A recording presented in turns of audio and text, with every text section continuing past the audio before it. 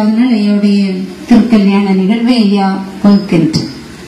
நேற்றைக்கு ஐயா ஆகமத்தை நிறைவு செய்கின்ற பொழுது எல்லாத்தையும் சொன்னாங்க இல்லையா? நேற்று உங்களுக்கு நல்லாவே ஞாபகத்துல இருக்கும். அதாவது நம்மை பெற்ற தாய்மார்கள், அதாவது கன்னிகளாக இருந்த மடவார்களை இன்னைக்கு திருக்கல்யாணம் செய்கிறேன் என்று வாக்கை கொடுத்து, நம்முடைய திருக்கோயில வச்சு வாக்கை கொடுத்து, இன்னைக்கு போயிட்டு நாளை வெள்ளிக்கிழமை வாங்க, குடிநதுக்கு போய் அமுது குடித்து வாங்க, அதாவது அமுதத்தோடு ஞானத்தோடு நீங்க நாளைக்கு வாங்க என்று சொன்னார் மாயன். அது நிறைவு வாசகம் நேற்றுக்கு.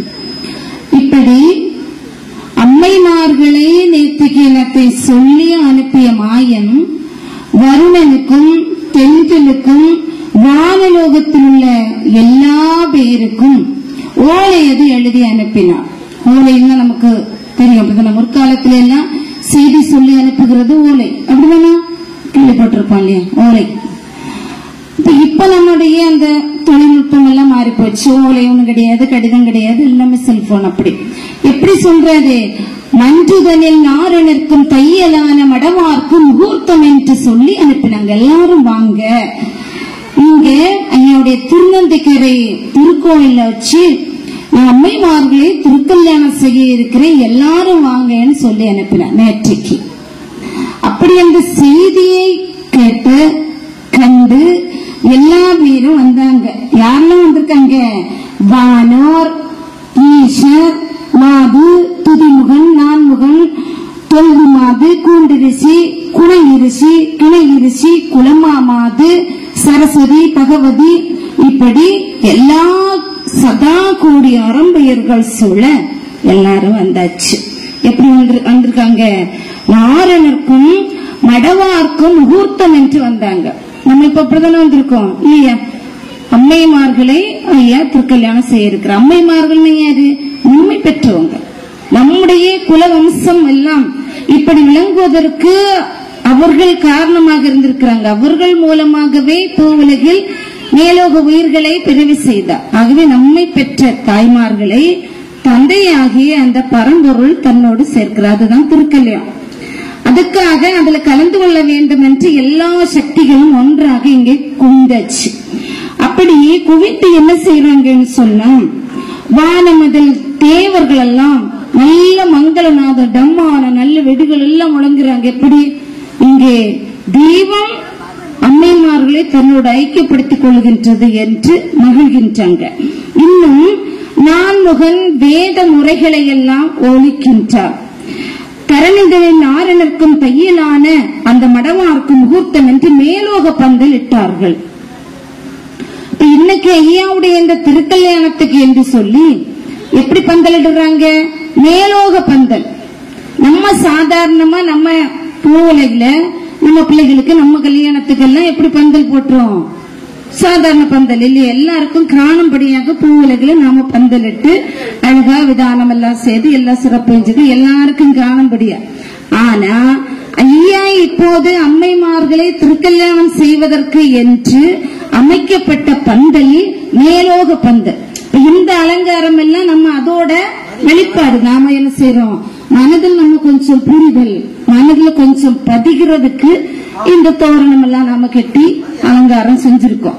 அல்லாம ஐயா என்ன செய்யறாரு? மேலோக பந்தல் தான் இந்த திருக்கல்யாணத்துக்கு போட்டிருக்காங்க. அந்த மேலோக பந்தலை நாம எப்படி பாக்குறது? மனசுலதான் பார்க்க முடியும் இல்லையா? புரிதல், புரிதல் மூலமா தான் அந்த திருக்கல்யாணத்தை நம்ம பார்க்க முடியும். சாதாரணமாக நமக்கு எல்லாருக்குமே 2 கண்ணு இருக்கு இல்லையா? முகத்துல சிந்தைகள் 2 கண்ணு. இந்த கண்ணை திறந்து வச்சு நாம பார்க்கின்ற போது வெளியில இருக்கக்கூடிய காட்சிகள் எல்லாமே எல்லாருக்கும் தெரியும். ஆனா அந்த கண்ணை மூடுங்க, இன்னொரு காட்சி நமக்கு தெரியும் இல்லையா?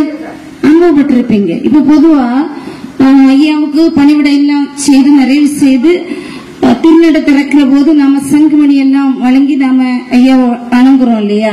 நம்ம இப்ப என்ன செய்யணும்? கண்ணு மூடி வணங்கும். காட்சி நமக்கு தெரியும். ஆனா அதுக்காக நம்ம என்ன வச்சுக்கணும்? காணலியன்னு ரொம்ப சில என்ன செய்யறோம்? எட்டி எட்டி பார்த்துன்னு வணங்குறோம். அப்படி எட்டி பார்த்தாலும் எட்டி பார்க்காம இங்க நின்று வணங்கலான்னு என்ன மெய்யகத்துல நமக்கு காட்சி தரும். அதான் அகக்கண்ணை திறக்கணும் என்று சொல்லக்கூடியது அதுதான். இந்த கண்ணு மூடினாதான் அது திறக்கும்.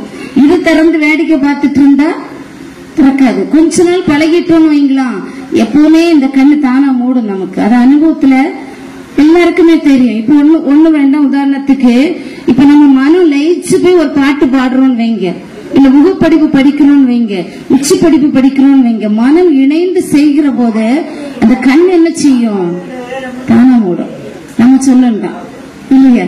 அது எல்லாருக்குமே இந்த அனுபவம் இருக்கும். தானாவே மூடிக்கும், நம்ம சொல்லாமலே அது மூடும்.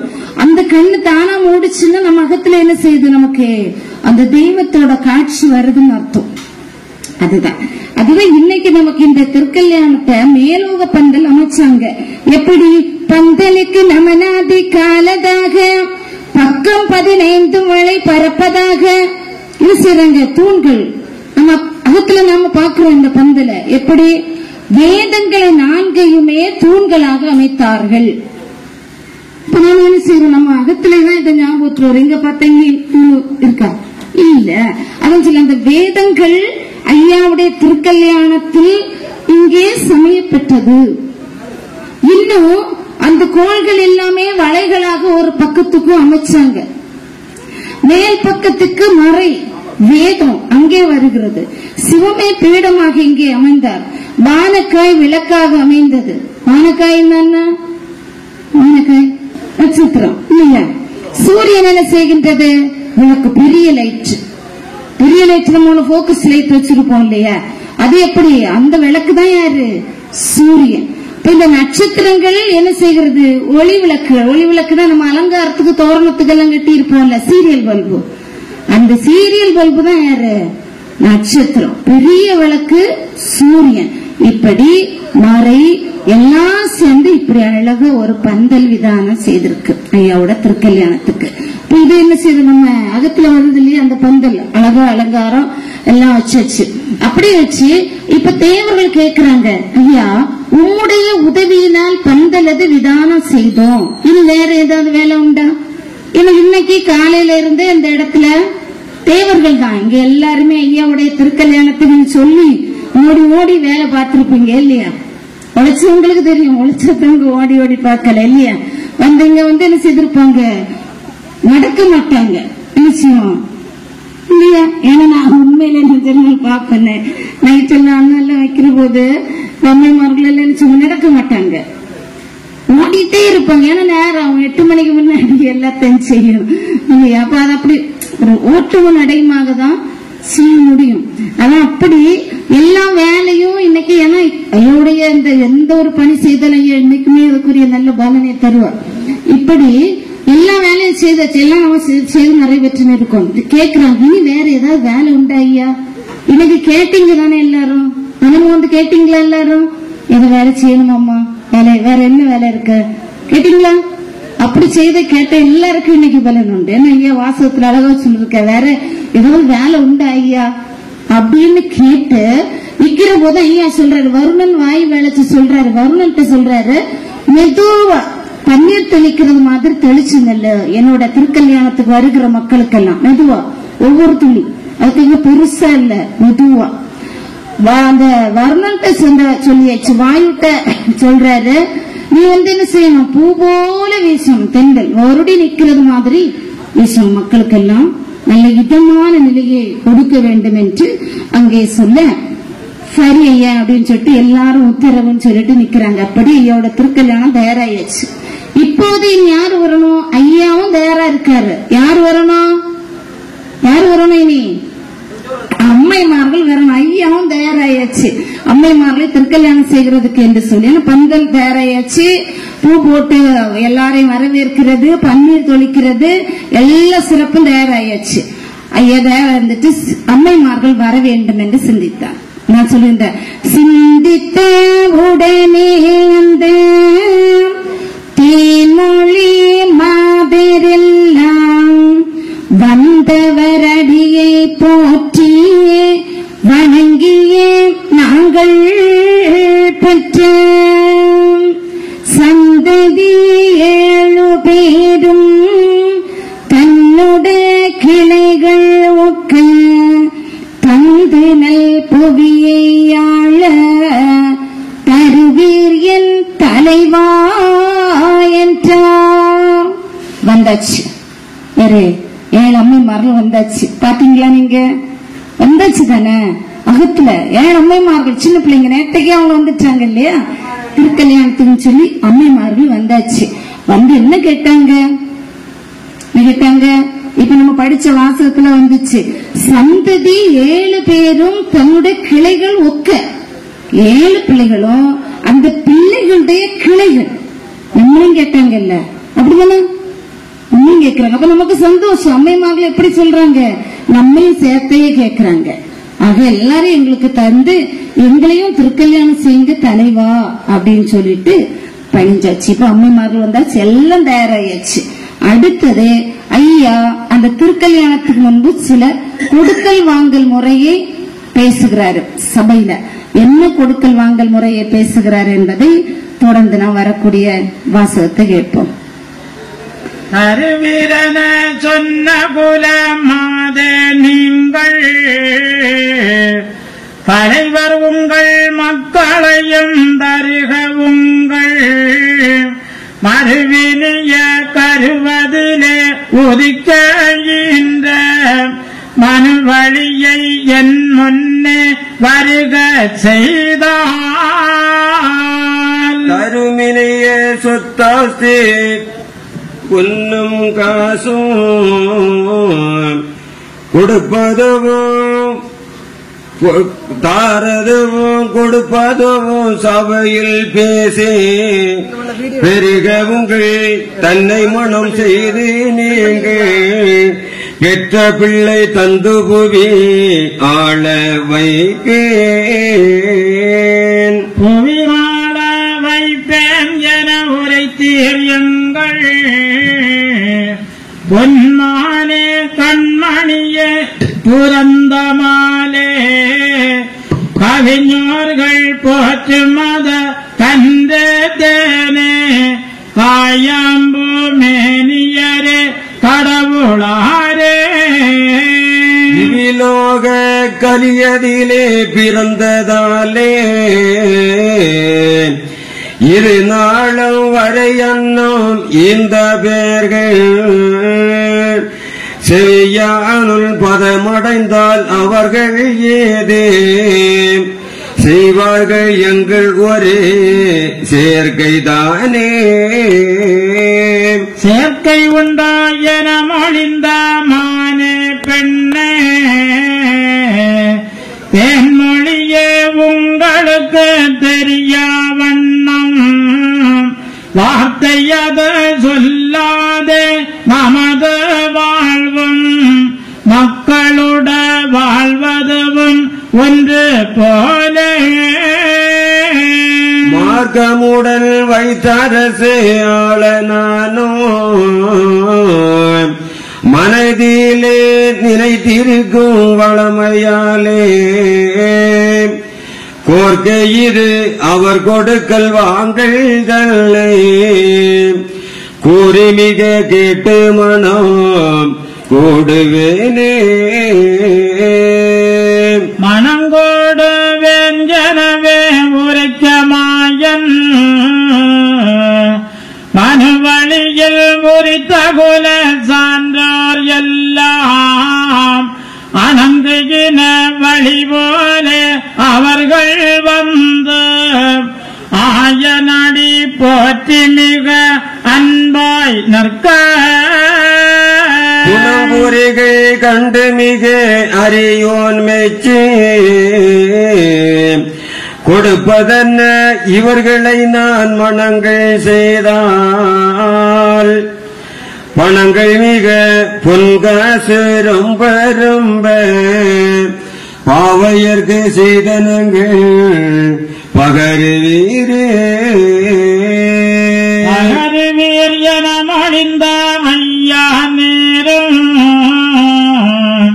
பரிசம் என்ன எங்களுக்கு பண்பாயீவி உகரம் என சொல்லிடவே சான்றோர் எல்லாம் உடைய குல சொக்கருமே உரைப்பார் பின்னும் தகரேமோ நான் தருகும் தங்க காசு சதா கோடி எண்ணமது தானோ இல்லை நிகரேவே நீங்கள் தரும் சொத்தை எல்லாம் நினக்கரிய சொல்லிடுங்கோ நிசமாய் என்றார். ஆண்டவரே இப்பரிசம் தருவீரானால் யாமடியார் ஆளுகின்ற வஸ்து எல்லாம் பூண்டவண்டம் பொன்னுடைமை ஆடு மாடு குறவரனே நாங்கள் வரை உனக்கு சொந்தம். ஈண்டடிமை முக்காலம் உமக்கு நாங்கள் விலையடிமை ஆனோம் கான் விரயமாலே பாண்டவரை காத்திரட்சி தாண்டா போலே பாவையரும் மக்களும் உன் பக்கம் தானே. பக்கம் அது என்றவுடன் மாயந்தானும்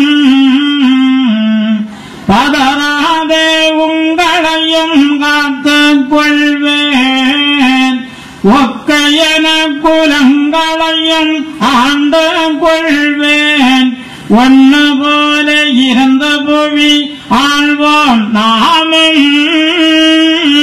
தர்க்கமதே இல்லை அப்பா இந்த வார்த்தை தந்ததுவும் ஈந்ததுவும் தவறே இல்லை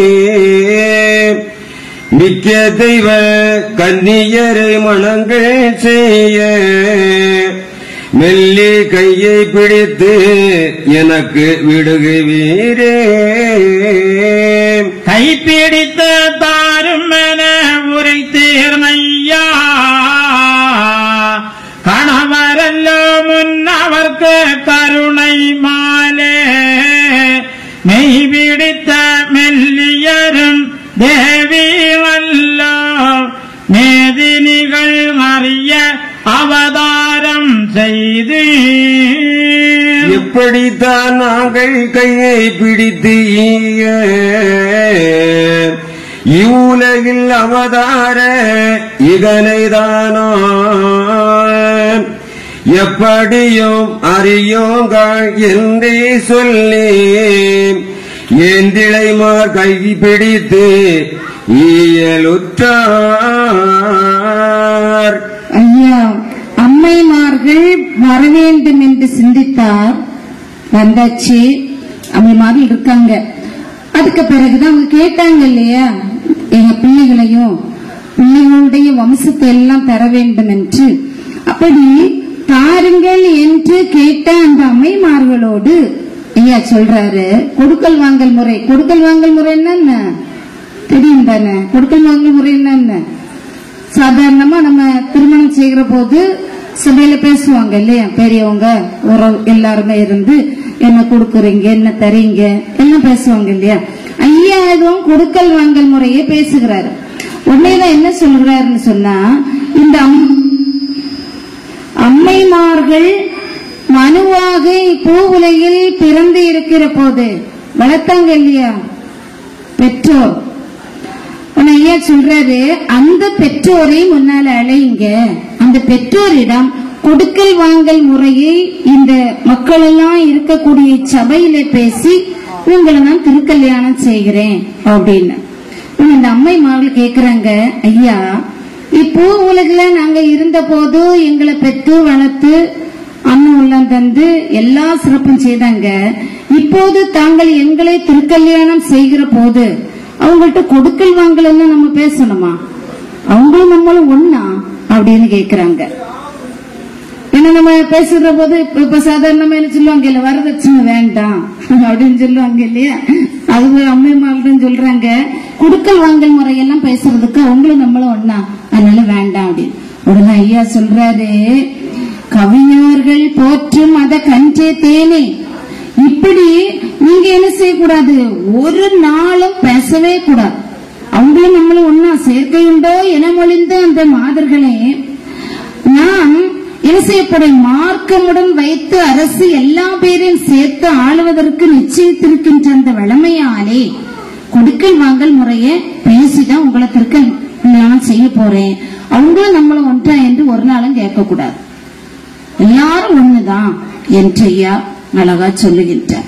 அதான் சொல்லுகின்றார், மனு போல. எனக்கு இது எல்லாம் எதுக்கு ஐயா கேட்கிறாரு சொல்றாருன்னு சொன்னா, ஐயா செய்து காட்டிய இந்த இகனை திருக்கல்யாண நிகழ்வை நம்ம பிள்ளைகளும் இதெல்லாம் கொஞ்சம் என்ன செய்யணும், பின்பற்றணும். என்ன செய்யணும், ரெண்டு வீட்டாரும் உட்கார்ந்து பேசி எல்லா கொடுக்கல் வாங்கல் முறையும் எல்லாம் சொல்லி விருப்பத்தோடு அந்த செய்து பெற்றோருடைய விருப்பத்தோடு செய்யக்கூடிய திருமணம் என்ன செய்யும், நல்ல சிறப்பாக இருக்கும், வாழ்த்தாக இருக்கும். அதுக்கு இதெல்லாம் ஒரு முன்மாதிரியாக இதெல்லாம் நமக்கு சொல்றாரு. இப்படி உடனேதான் நாங்க அந்த பெற்றோர் முன்னாடி வந்தாச்சு.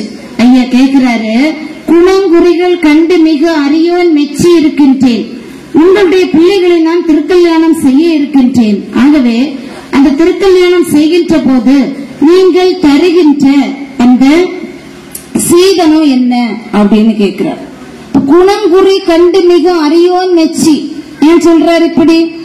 அம்மைமார்கள் எங்க இருக்காங்க, எங்க இருந்தாங்க, அவர்கள் எப்படிப்பட்டவங்க என்பது எல்லாம் நான் தெரிஞ்சிருக்கேன் இல்லையா? ஐயாவுக்கு தெரிந்த அம்மைமார்கள் எங்க பிறந்திருந்தாங்கன்னு அப்படி நான் பார்த்து தெரிந்து இப்போது அம்மைமார்களே நான் திருக்கல்யாணம் செய்ய போறேன். அப்ப நீங்க அந்த திருக்கல்யாணம் செய்கிற போது என்ன சீதனம் தரீங்க அப்படின்னு கேட்கிற. கொடுக்கல் வாங்கல் சீதனம்னா என்ன?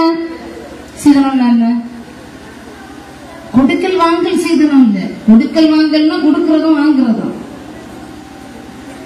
கொடுக்கு சீதனம்னா அந்த பிள்ளைக்கு அந்த திருமணம் செய்கின்ற போது அந்த பிள்ளை வாழ்றதுக்குன்னு சொல்லி கொடுத்து அனுப்புகிறது, பெற்றோர் கொடுத்து அனுப்புகிறது சீதனம். அது பணமா இருந்தாலும் சரி, காசா இருந்தாலும் சரி, சொத்தா இருந்தாலும் சரி, நகையா இருந்தாலும் சரி, எதுவா இருந்தாலும் பொண்ணுக்கு கொடுத்து அனுப்புகிறது, பெற்றோர் கொடுத்து அனுப்புகிறது சீதனம். ஆனா இப்போ இதெல்லாம் இப்படி பேசுறாங்க இல்லையா, எவ்வளவு தரீங்க, ஆனா மகிழ்ச்சியான வாழ்க்கைக்கு என்று கொடுத்து அனுப்புகின்றது சீதனம். நான் சொல்லுகின்றேன், அதை பாத்திர பண்டம் கொடுப்பாங்க, என்னென்ன தேவையோ எல்லாத்தையுமே என்ன செய்வாங்க, அவங்கவுங்க இயல்புக்கு தக்க கொடுப்பாங்க. எல்லாரும் ஒண்ணு போல கொடுக்க முடியாது இல்லையா, அவங்கவுங்க இயல்புக்கு தக்க கொடுப்பாங்க. இது சீதனம். இப்படி உங்க பிள்ளை ஐயா தான் கேட்கிறாரு, நான் உங்க அந்த பிள்ளைகளுக்கு தரக்கூடிய அந்த சீதனம் என்னன்னு கேட்டோம்னா அவங்க கேட்கிறாங்க, ஐயா எங்களுக்கு தரக்கூடிய பரிசம் இல்ல, என்ன பரிசம் தருவீங்க, அந்த பரிசத்துக்கு அப்புறம் நாங்க சீதனம் தரோம் அப்படின்னு சொல்லிட்டாங்க. உடனேதான் ஐயா சொல்லுகின்றாரு, அந்த பரிசம் எல்லாருக்கும் என்ன சொல்றாரு வாசகத்துல, தகருமோ நான் தருகும் தங்க காசு சதா கோடி எண்ணம் அதுதானோ இல்லை, நிகருவீர் நீங்கள் தரும் சொத்தை எல்லாம் நினைக்கறிய சொல்லிடுங்க நிசமாய்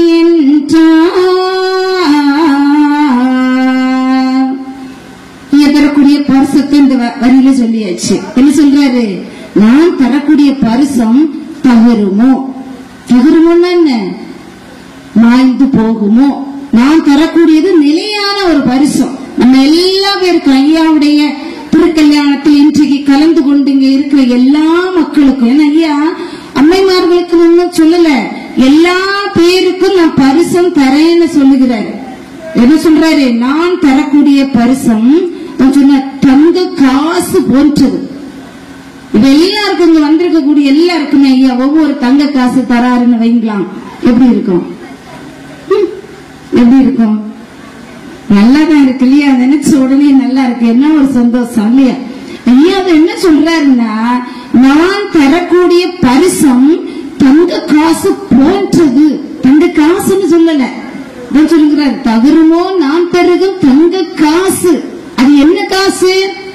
சதா கோடி எண்ணம் அதுதானோ இல்லை. எல்லா ஜீவன்களுக்கும் எண்ணம் என்ற வினையினால இப்ப நம்ம கஷ்டப்படுறோம் இல்லையா?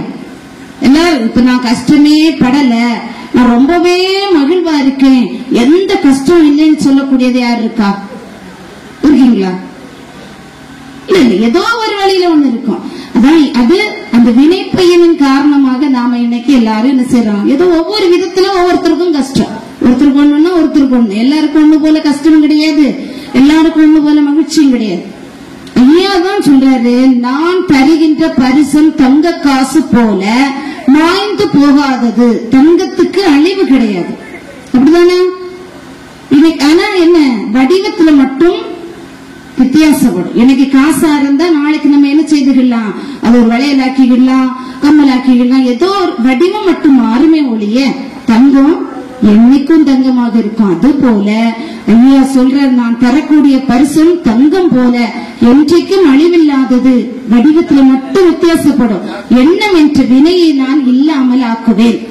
ஐயா தரக்கூடிய பரிசு என்ன, எண்ணம் என்ற வினையை இல்லாமல் ஆக்குவேன் எல்லாருக்கும். ஏன்னா அந்த வினை பயன் இல்லைன்னா நமக்கு கஷ்டமே கிடையாது. அதனாலதான் நம்ம இன்னைக்கு கஷ்டப்படுறோம். ஐயா தான் சொல்றாரு, எல்லா ஜீவன்களுக்கும் அந்த எண்ணம் என்ற வினையை நான் இல்லாமல் ஆக்கி காத்துக் கொள்கிறேன். அது அழிந்து போகாதது. என்னோட அந்த அருள், நான் தரக்கூடிய பரிசம் ஒரு நாளும் ஆய்ந்து போகாத தங்கம் போல வடிவத்தில் மட்டும் வித்தியாசப்படும். ஏன்னா ஒருத்தருக்கு ஒண்ணு தேவைப்படும். ஒரு வினை பயன் ஒரு ஆளுக்கு இருக்கும், இன்னொருத்தருக்கு இன்னொரு வினை பயன் இருக்கும், இன்னொருத்தருக்கு இன்னொன்னு இருக்கும். ஆக அதுகளில் தரக்கூடிய விதத்தில் மட்டும்தான் மாற்றமே ஒழிய என்றைக்கும் அருள் அருள் தான், மாறாது. இதுதான் ஐயா தரக்கூடிய பரிசம். இப்ப அவங்க எல்லாம் நாம என்ன பரிசம் கேட்டா செய்யணுக்கு பரிசம் தந்தாச்சு. அடுத்தது உடனே இந்த சான்றோர்கள் என்ன செய்யறாங்க, சீதனம் கொடுக்கறாங்க ஐயாவுக்கு. ஏன்னா இப்படி ஒரு அழகா பரிசம், எண்ணம் என்ற வினையை நான் இல்லாமலாக்குவேன், மாய்ந்து போகாத தங்கம் போன்ற சிறப்பு பெற்றதை நான் தருவேன்னு சொன்ன இந்த அம்மைமார்கள், அந்த பெற்றோர் சான்றோர்கள் எல்லாரும் ஐயாவுக்கு சீதனம் கொடுக்கறாங்க. உடனே என்ன கொடுக்கறாங்க, ஆண்டவரே பரிசம் தருவீரானால் யாமடியார் ஆளுகின்ற வஸ்து எல்லாம் ஆண்டவன் தான் பொன்னுடைமை ஆடு மாடு குருபரனே யாங்கள் வரை உமக்கு சொந்தம் வீண்டடிமை முக்காலும் உமக்கு நாங்கள் விலையடிமை ஆனோங்கான் விலையமாலே. என்ன சொல்றாங்க, இப்படி ஒரு பரிசம் தரதா இருந்தா ஐயா நாங்க வச்சிருக்கக்கூடிய ஆடு மாடு சொத்து வீடு வசதி பணம் எல்லாமே உமக்கு தான் ஐயா சொந்தம். உம்மோடு நாங்கள் என்ன செய்கிறோம், சரணடைகின்றோம். எல்லாம் உமக்கு தான் ஐயா. இதுதான் சீதனம். சான்றோர் கொடுக்கக்கூடிய சீதனம், ஐயாவுக்கு கொடுக்கக்கூடியது எல்லாமே பணிச்சாங்க. நாங்க வச்சிருக்கக்கூடியது எல்லாம் உமக்கு தான் ஐயா சொந்தம். எங்க பிள்ளைகள் இப்படி சரணடைகிறாங்க, எங்க பிள்ளைகள் பிள்ளைகளுக்கு பிள்ளைகள் பிள்ளைகளுக்கு பிள்ளைகளுக்கு பிள்ளைகள் எல்லா வம்சமும் உம்மிடமே சரணடைகின்றோம். எல்லாருமே சேர்ந்து சரணடைகின்றோம் ஐயா. அப்படி நாங்க சரணடைகிறோம். தாங்கள் எங்களுக்கு செய்ய வேண்டியது ஒண்ணு, பாண்டவரை காத்து ரட்சித்து ஆண்டார் போல பாவியரும் மக்களும் உன் பக்கம் தானே. நாங்க எல்லாருமே சேர்ந்து சரணடைகின்றோம். எல்லாமே சொந்தம் ஐயா. அப்படின்றதுதான் சரணடைதல். ஐயாவிடம் நாம் அத்தனை முழுமையாக, நம்மை முழுமையாக ஐயாவிடம் அங்கே ஒப்பு கொடுத்து சரணடைகிற போது ஐயா எல்லாமே தருவா. இதுக்கு வெளிப்பாடாதான் நம்ம இன்னைக்கு என்ன செய்கிறோம், என்ன செஞ்சோம், இப்போ செஞ்சோம் சீர் வச்சிருக்கோம்ல ஐயாவுக்கு. புரிஞ்சுக்கணும், மறக்க கூடாது. என்ன, நாம ஐயா நமக்கு தந்திருக்கிற எல்லா சிறப்பும், நமக்கு வச்சு தந்திருக்கக்கூடிய வசதி வாய்ப்புக்கு ஏற்றவாறு ஐயாவுக்கு நம்ம சொல்ல வைப்போம் இல்லையா, அவங்களோட வெளிப்பாடு. ஐயா நாங்க எல்லாமே இன்னைக்கு உம்மிடமே நாங்க சரணடைகிறோம். நீர் இந்த எங்க சூழலை ஏற்று அந்த அடுத்து தாங்கள் திரும்ப ஐயா தருவார் இல்லையா, நமக்கு என்ன தருவாரு, சூழலை ஏற்றிட்டு என்ன தருவாரு, இனிமம். ஐயா நம்ம சூழலை ஏற்றிட்டு ஐயா என்ன செய்வாரு, திரும்ப நமக்கு இந்த தாம்பாளத்துல எல்லாம் வச்சு நம்ம சமர்ப்பிச்சோம். ஐயா அதை ஏற்றிட்டு நமக்கு தாம்பாளத்துல வச்சு தர்றாரு இல்லையா, அது இனிமம். அந்த இனிமம் என்பது ஐயாவுடைய அருள். அந்த அருள் பெற்ற எல்லா பேரும் நோய் நொடி இன்றி, சஞ்சலமின்றி, கஷ்டமின்றி எல்லா பேரும் வாழ முடியும். அதனாலதான் இன்னைக்கு நம்ம என்ன செஞ்சிருக்கோம், ஐயாவுக்கு சொல் சமர்ப்பித்திருக்கோம். சந்தோஷத்தோடு சொல் சமர்ப்பிக்கணும். சொல் சமர்ப்பிக்கின்ற போது ஐயாவுடைய அந்த நாமத்தை சொல்லி மகிழ்ச்சியோடு நிறைவோடு செய்யணும். ஐயாவுக்கு சொல் சமர்ப்பிக்க யாருமே வருத்தப்படக்கூடாது. ஏன்னா இந்த சரணடைந்து நாம செய்யக்கூடியதான் சொல் வைக்கக்கூடியது ஐயாவுக்கு. இப்படி அவங்க ஐயாவோட சரணடைஞ்சாங்க.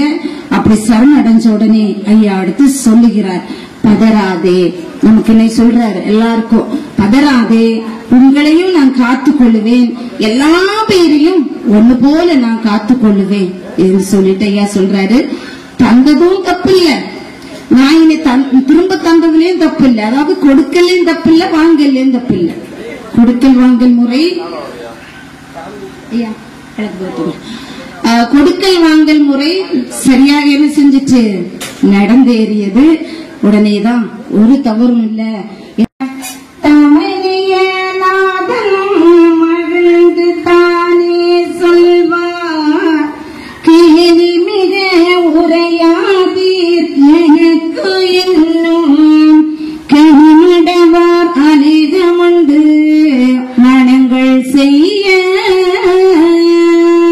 சோலி எல்லா அச்சுதந்து நினையாதெங்கோ தொல்புவியே அரசாழ்வேர் நிசமே சொன்னார். மாலினுட சூட்சமாக கோடி உண்டு மனது சடையாமல் மிக வாழவீரே. வாழவீர் கூட விட்ட கூட வாய்வே மரபூரே பாய்ந்த உங்கள் மனதில் வாழ்வேன். மாழுவேன் முடித்த பின்னும் வருவேன் உங்கள் மனதலைந்து என இகழ்ந்து மாளாதுங்கோ. தோழியிலே இருந்து பல சூழ்ச்சம் செய்வேன், தோகையரே நீங்கள் எல்லாம் எனது வாயோன். நாளிலே அறிந்து மிக கண்டு கொள்ளான், நாரணரில் நடப்பதுவே நியாயம் சொன்ன மொழிதனை மறந்த நீங்களெல்லாம் தோசனித்த என கபடம் எண்ணாதுங்கோ. என்னுடைய தொழில் இதுவே உங்களோடு இருந்து தர்ம முடிசூடி ஆளும் மட்டும். உன்னுடைய நாடதுக்கு வானோர் தம்மை போக விடை கொடுக்க அவர் போனாரங்கே. கன்னிமடவார் கையை பிடித்து கொண்டு கருணைபதி திருவீதி வருகின்றாரே.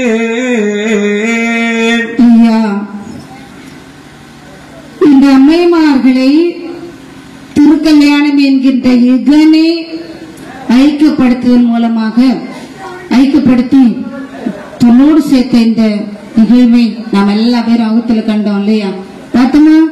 ஆமா, நிறைவாக நாம கண்டிருக்கிறோம். மகிழ்ச்சி. அதான் சொல்லுகின்ற ஈந்திடவே மாயவரும் தங்கத்தாலே அந்த ரத்னமொழி போல் வீசுகின்ற அந்த இணைப்பை பயன்படுத்தி மகா தரும யுகம் வாழ, மாது வாழ, சாந்தோர் குல மக்கள் எல்லாம் தழைத்து வாழ அம்மைமார்களை சேர்த்து கொண்டார். இப்ப நம்ம எல்லாம் சேர்ந்து இருக்கிறதுக்கு அம்மைமார்களும் நாமும் ஐயாவும் இணைகிறதுக்கு ஒரு இணைப்பாக நமக்கு இன்னைக்கு இந்த நிகழ்ச்சியை திருக்கல்யாணத்தை இங்கே செய்து காட்டினார். ஆக நம்ம எல்லாம் மகிழ்ந்திருக்கிறோம். ஐயாவுடைய திருக்கல்யாணத்துக்கு கலந்த எல்லா பேருக்கும் ஐயாவுடைய அருள் நிறைந்துண்டாகவேதான் அந்த ஜீவ பிரம்ம ஐக்கியம். ஐயா பரமாத்மா ஜீவாத்மாவை தன்னோடு ஐக்கியப்படுத்தி கொண்டது. இதுதான் திருக்கல்யாணம். இப்படி தாலி மிக கரிக்குகையில் அந்த மாயன் இன்னும் சொல்றாரு, எனக்கு இன்னும் கனி மடவார் அநேகம் உண்டுன்னு சொல்றாரு. வாசகத்தில் அழகா சொல்றாரு. அப்ப இதோட அர்த்தம் நாம புரியணும். ஏன்னா ஏன் 7 அம்மைமார்கள் இன்னைக்கு தன்னோட ஐக்கியப்படுத்தி இருக்கிறாரு. இன்னும் எனக்கு நிறைய கனிமடவார் உண்டுன்னு சொல்றாரு. அதாவது இன்னும் நிறைய பெண்ணை திருமணம் செய்வார்னு அர்த்தம் இல்ல. என்ன சொல்றாரு, இந்த முதல்ல சொன்னோம் இல்லையா, அந்த ஜீவ பிரம்ம ஐக்கியம், அந்த தெய்வம் ஒருவரே புருஷர்.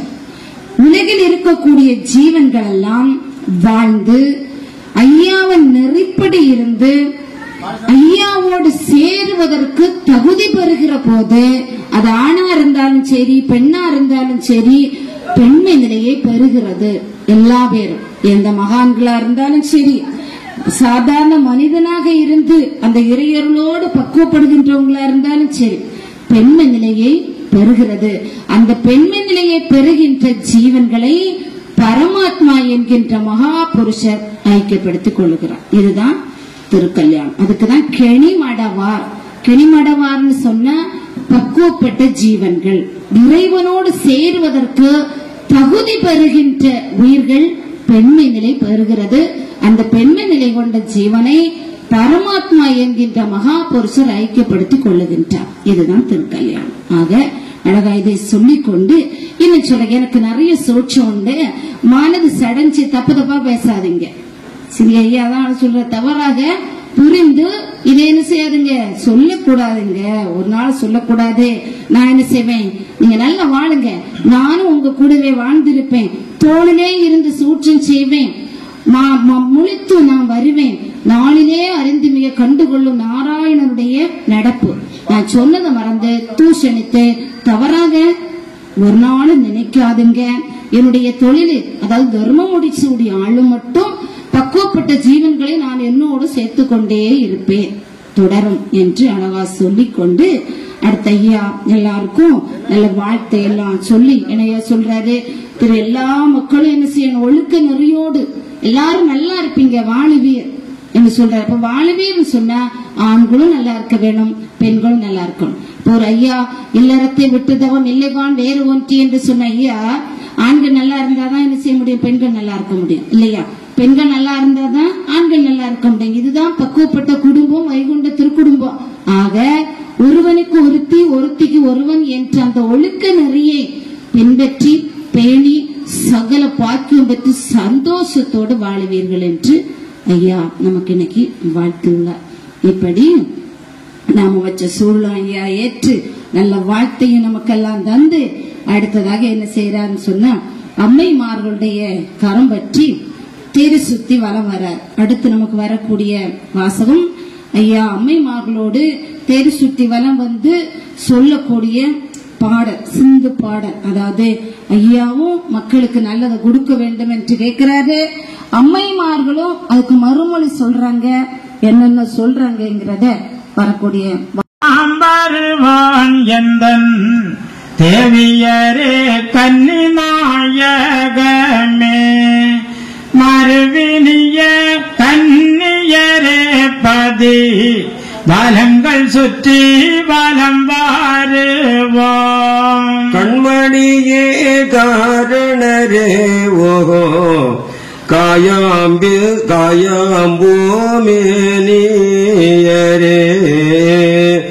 மண்ணேளும் அளந்தவரே ஓஹோ மாயவரே வலம் வாருவோ.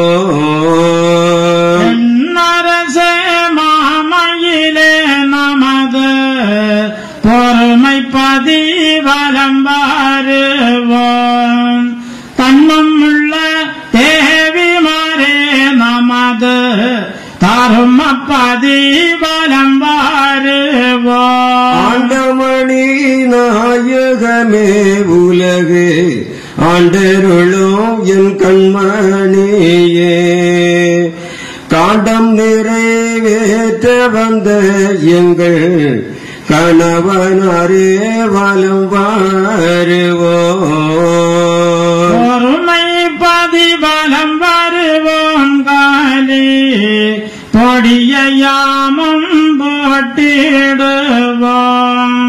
தருமம் அது தலைக்க செய்வோம். பதி தானே வலம் நாம் வருவோம். உள்ளாத வகையெழுத்து சுவாமி புது பூமி தோண வைத்து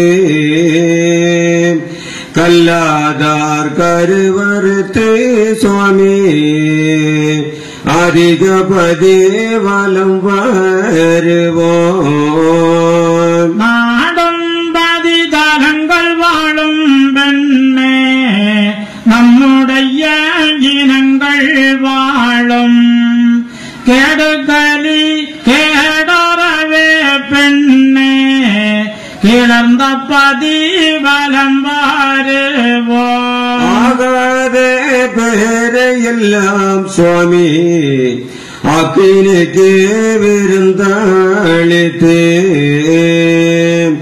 வாகாக தர்மபதி சுவாமி வாழும்பதி வலம் வருவோம் குரோணி உதிரமதால் பெண்ணே உரித்து வந்த குலங்கள் எல்லாம் தன் குணத்தால் மாண்டு போக பெண்ணே தருமப்பதி வலம் வருவோம் மாத்தான் ஒளிய வேணும் சுவாமி மக்களெல்லாம் வாழ வேணும் காத்தோரை கைவிடாமல் நாமல் கருணை பதி வலம் வருவோம் தெண்டங்கிரை பொய்களவு பெண்ணே செய்யும் அண்ட குலங்கள் எல்லாம் கொண்டகலி கூடமாண்டு பெண்ணே ஒரு நாதர் பதிவலம் வருவோம் வீணான கலியுகத்தை சுவாமி வியோனே கமுதளித்தே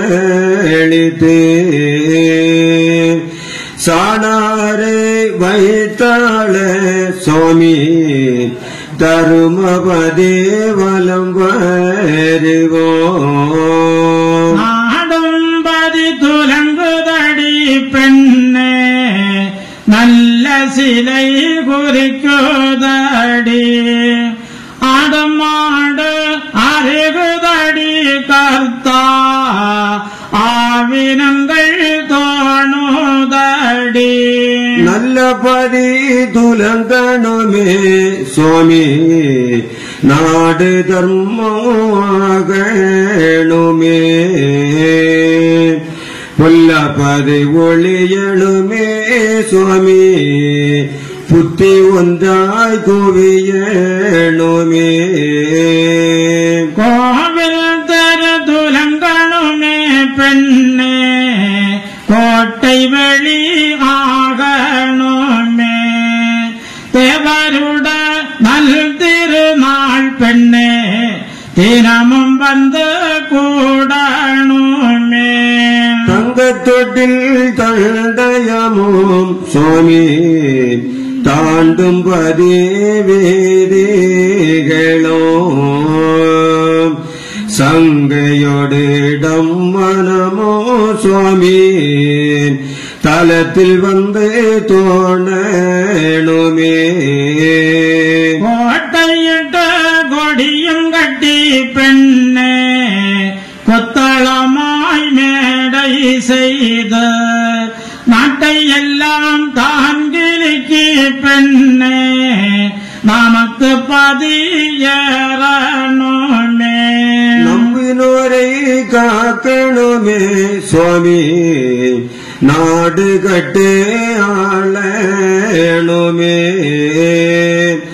அம்பலங்கள் ஏறணுமே சுவாமி அவதாரங்கள் நடத்தணுமே சிங்காசனம் ஏறணுமே பெண்ணே தீவெட்டிகள் போடணுமே கண்காட்சி காணணுமே பெண்ணே கன்னியரை கைப்பிடித்தார் பாக்கியங்கள் பெருகணுமே சுவாமி பாரிலுள்ளோர் காணுதற்கு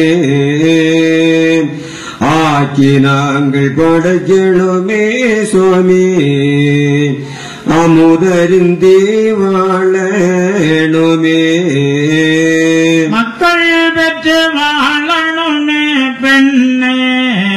வந்து எந்தன் கால் பீடித்து ஒக்க நின்றார் ஆட்டணுமே பெண்ணே உற்றவள்ளி மெத்தை சூழ பால் பவிசே பெருகணுமே சுவாமி பஞ்சனையில் கொஞ்சணுமே தூலறிமை அறியாமலே கலி தொல்புவியோ மயங்கணுமே சமசாரி ஆகணுமே பெண்ணே தலையில் சோறு சுமக்கணுமே உதாரி ஆகணுமே பெண்ணே உங்களை நான் அடிக்கணுமே அயலூரி போகணுமே சுவாமி அழைக்க நீரும் வரவேணுமே காயல் விழிமார் ஒருதற்கு ஒருத சுவாமி கட்டுதல்கள் கொள்ளணுமே நானும் வந்து நிலத்தணுமே பெண்ணே நல்ல மொழி சொல்லணுமே தேனும் பாலும் போல நாமல் பெண்ணே தேசம் அதில் வாழணுமே கண்டு இந்த நீசர்குலம் சுவாமி களிப்பு சொல்லி உம்மை மிக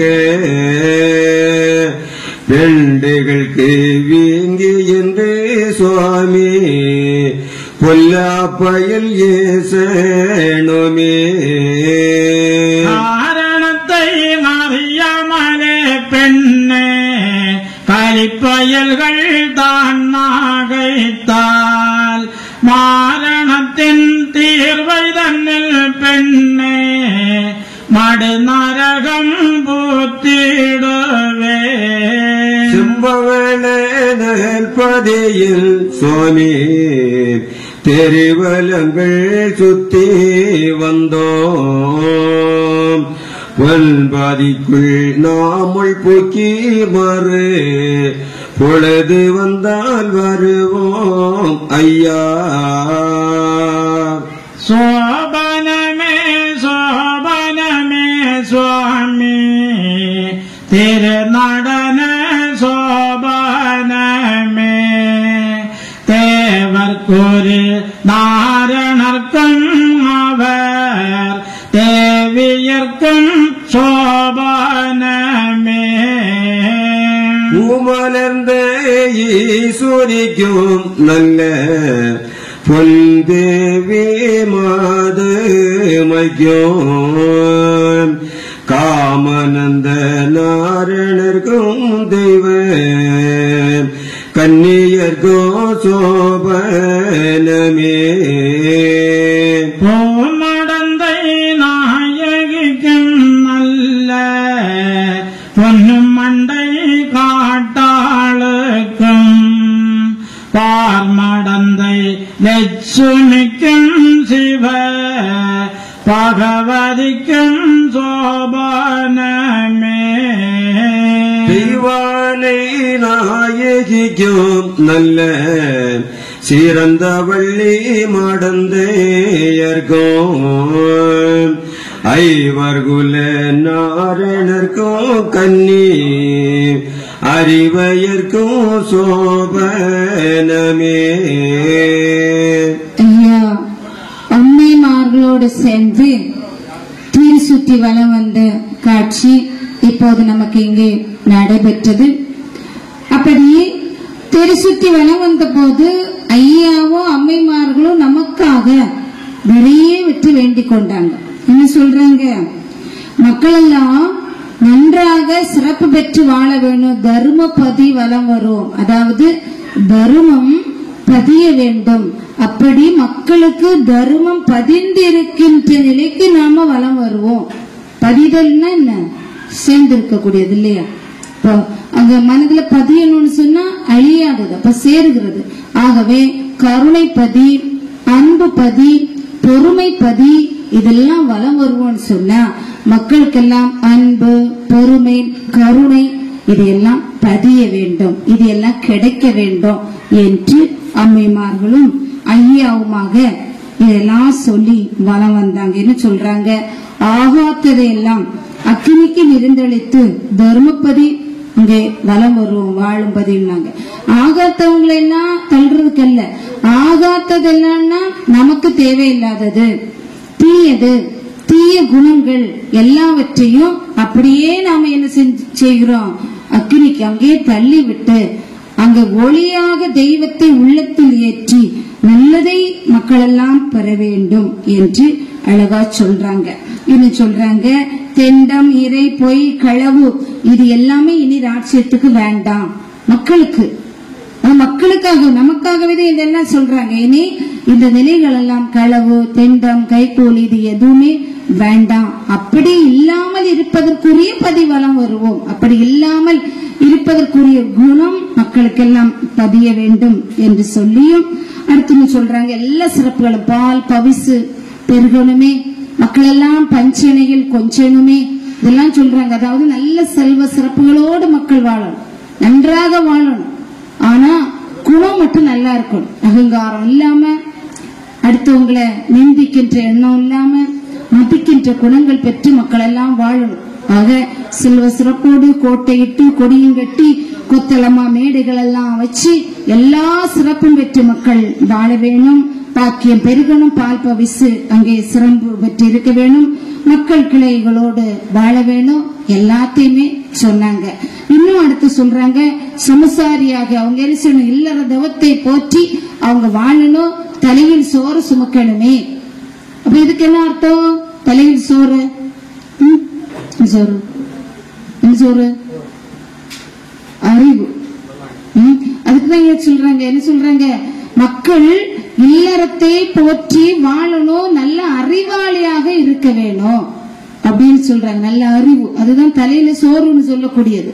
இங்க சொல்லுவாங்களோ, முன்னாடி எல்லாம் பழைய காலத்துல இந்த வார்த்தையை சொல்லுவாங்களா? இங்க சொல்லுவாங்களா? என்ன சில இடத்துல சொல்லுவாங்க, உனக்கு என்ன தலையில சோறு இருக்கான்னு கேட்பாங்களா? அதுக்குதான் தலையில சோறு இருக்கான்னு கேட்கறது, அறிவு இருக்கான்னு கேட்கறது. அழகா அந்த வாசம் நமக்கு இங்க அகலத்திட்டுல சொல்லப்பட்டிருக்கு. அதனால நாம என்ன செய்யணும், தலையில சோறு சுமக்கணுமே சொன்னா தலையில நல்லா அறிவோம். நல்ல மூளை என்ன செய்யணும், பெருமூளையும் சிறுமூளையும் நமக்கு நல்ல வேலை செய்யணும். அப்படி வேலை செய்தாதான் அறிவு ஞானம் எல்லாம் நமக்கு பிறக்கும். அதுக்குதான் இங்க ஐயா அம்மைமார்களும் மக்கள் எல்லாம் நல்ல அறிவோடு நல்ல ஞானத்தோடு சிறப்போடு ஒன்றுக்கொன்று விட்டு கொடுத்து நல்லா வாழணும். அப்படி வாழ்கிற போது நீச குலங்கள்லாம் ஒழிஞ்சு போகும். நீச குலம்னா என்ன, நல்ல ஒரு குணங்களோடு வாழ்கின்ற போது தேவையில்லாதது அடி வாங்கி போறோம் இல்லையா? அதுக்குதான் இங்க சொன்னார், இப்படி எல்லாமே சிறப்பு பெற்று இருக்க வேண்டும் என்று சொல்லிக்கொண்டு அங்கே அடுத்ததாக சொல்லுகிறார். நம்ம சோபனம் என்னது, மங்களம், நிறைவோ. இன்னைக்குரிய பகுதி நமக்கு நிறைவு பெற போகிறது. அந்த நிறைவு பெறுகின்ற போது ஐயா எல்லா சக்திகளையும் சொல்லி நிறைவு செய்கிறார். அதாவது இந்த சக்திகளை எல்லாம் ஐக்கியப்படுத்துவதற்கு என்று அவதரித்து வந்திருக்கக்கூடிய அந்த மாயன் எல்லாத்தையும் சொல்லி நிறைவாக ஒன்றாக்கி மங்களம் என்று சொல்லக்கூடிய அந்த ஒரு சிறப்போடு இன்னைக்கு நிறைவு செய்கிற. எல்லா சக்தியும் நிறைந்திருக்க, எல்லாத்துக்குமே மங்களம் உண்டாகுக என்று அழகா சொல்லுகின்றார். அங்கே சோபனம் சுவாமி என்ன சொல்ற, தேவர்க்கு ஒரு நாரணருக்கும் அவர் தேவியர்க்கும் சோபனம், பூமலர்ந்த ஈஸ்வரருக்கும் பொன் தேவி மாதுமைக்கும் இன்னும் சொல்லுகின்ற தெய்வ கன்னியருக்கும் பாமடந்தே லட்சுமி, பகவதி, பார்வதி, மண்டை காட்டால், வெள்ளி தெய்வானே, இப்படி எல்லா சக்திக்கும் சோபனம், எல்லா மங்களம் எல்லாமே ஒன்றாக ஐக்கியப்படுகிறது. யாருக்குள்ள? வைகுண்டருக்குள்ள. அதுக்காகவே இன்னைக்கு எல்லாத்துக்குமே சோபனம் சொல்லி ஒன்றாக எம்பெருமான் அங்கே வாழ்த்தி எல்லா அருள் பெற்று மக்கள் எல்லாம் சந்தோஷத்தோடு மக்கள் கிளையோடு வாழ்க என்று வாழ்த்தியுள்ளோம். நமக்கு இன்னைக்கு ஐயாவுடைய இந்த திருக்கல்யாணத்தில் கலந்து கொண்ட எல்லா மக்களுக்கும் சர்வபாக்கியம், சந்தோஷம், மக்கள் கிளையோடு வாழுகின்ற தன்மை, சுரு சமர்ப்பித்தவர்களுக்கு ஐயா நல்ல ஒரு வாழ்த்தும், அடுத்து தரக்கூடிய அருள் என்கின்ற இனிமம் ஐயா எல்லாருக்கும் தருவார் இன்னைக்கு. ஆக இந்த திருக்கல்யாணத்துல கலந்து கொண்ட மக்கள் அத்தனை பேரும் ஐயாவுடைய அருள் இனிமத்தை பெற்று சந்தோஷித்து வாழ்வில் நல்ல சிறப்புகள் பல பெற்று சுபிட்சம் பெற்று வாழ ஐயா வாழ்த்துகின்றார். ஆகவே நமக்கு வாசகம் இன்னைக்கு நிறைய வருகிற போது இவங்களுக்கு எல்லாம் சோபனை சொன்னாங்கல்ல, நாளைக்கு நமக்கு ஒரே ஒரு விருத்தம் தான் இருக்கு. இன்னைக்குரிய பகுதி நிறைவு வருகிறதுக்கு நாளைக்கு நடக்கக்கூடியதும் திருக்கல்யாணம். என்ன திருக்கல்யாணம்? இன்னைக்கு நடந்த திருக்கல்யாணம் என்னது? நம்மை பெற்ற தாய்மார்களை ஐயா என்ன செய்தாரு? ஐக்கியப்படுத்தியாச்சு. நாளைக்கு நடக்கக்கூடியது என்ன திருக்கல்யாணம்? தெய்வ சக்திகளை ஐக்கியப்படுத்துகின்ற திருக்கல்யாணம். இப்ப நம்ம படிச்சோம் இல்லையா? பகவதி, பார்வதி, லட்சுமி, மண்டைக்காட்டா, வெள்ளி தெய்வானை, இந்த சக்திகளை எல்லாம் தன்னோட ஐக்கியப்படுத்துகின்ற தெய்வீக இகனே திருக்கல்யாணம் நடக்கும். இந்த சக்திகள் எல்லாம் ஐக்கியப்படுத்துகிறது. ஆகவே நாளைக்கு எல்லா பேரும் என்ன செய்யணும்? இது போல நிறைந்து வந்து ஐயா இந்த தெய்வ சக்திகளை எல்லாம் தன்னுள் ஐக்கியப்படுத்துகின்ற அந்த இகனே திருக்கல்யாண நிகழ்வில் எல்லா பேரும் கலந்து ஐயாவுடைய அருளை பெறுவதற்கு பெருந்திரளாக எல்லா பேரும் வர வேண்டும் என்று எல்லா பேருக்கும் வேண்டுதலையும் வைத்து நிறைவாக ஐயாவுடைய இந்த திருக்கல்யாண நிகழ்வில் சந்தோஷத்தோடு மகிழ்வோடு ஐயாவை வேண்டி எல்லாமே சிறப்பாக நடைபெற வேண்டும். ஐயா இந்த திருநந்திக்கரை ஸ்ரீமம் வைகுண்ட சுவாமி திருக்கோயில் எல்லா சிறப்பும் மேலும் மேலும் நல்ல வளர்ச்சி எல்லாமே ஐயா தர வேண்டும். எல்லா மக்களுடைய ஒத்துழைப்பும் நாளுக்கு நாள் பெருகி சந்தோஷித்து மகிழ்ச்சியோடு நல்ல வளர்ச்சியை காண வேண்டும், ஐயாரும் புரிய வேண்டும் என்று இந்த நல்ல நேரத்தில் வேண்டி இன்னைக்கு வந்து கலந்து கொண்ட எல்லா மக்களும் ஐயாவுடைய அருள் இனிமம் பெற்று சந்தோஷத்தோடு மகிழ்ந்து செல்ல வேண்டும் என்று அதையும் அன்போடு வேண்டி கேட்டு ஐயாவுடைய அருளினாலே தொடர்ந்து வரக்கூடிய வாசகத்தை வாசித்து நிறைவு செய்து கொள்கிறோம். வாசகம் வாசித்து நிறைவு செய்த உடனே சங்கநாதம், மணிவலி, மேளம், குறைவுகள் முழங்கணும். என்ன அந்த வாசகம்? துடியடை கன்னிமாரை திருமணம் திருமால் செய்து குடிபுகழ் சான்றோர் மக்கள் குறைவுகள் முழக்கத்தோடு திடீரென தெருக்கள் சுற்றி தேவியும் மன்னராக படிமிசை பதியினுள்ளே பதிந்து வந்திருந்தார் அன்று. அதுதான் வாசகம்.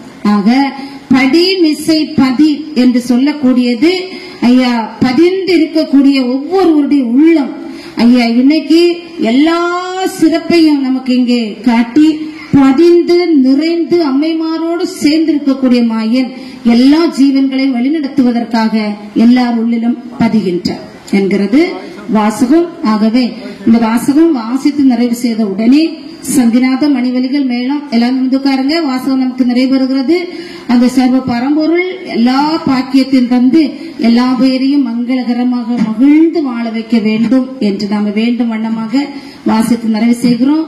நிறைவு பெற்ற உடனே சங்கு, மணி, மேளம் இவைகளெல்லாம் முழங்கி வாசகம் நமக்கு நிறைவேறுகிறது என்பதை அன்போடு வேண்டி தெரிவித்துக் கொண்டு ஐயாவை வேண்டி வாசகத்தை வாசிக்கின்றோம்.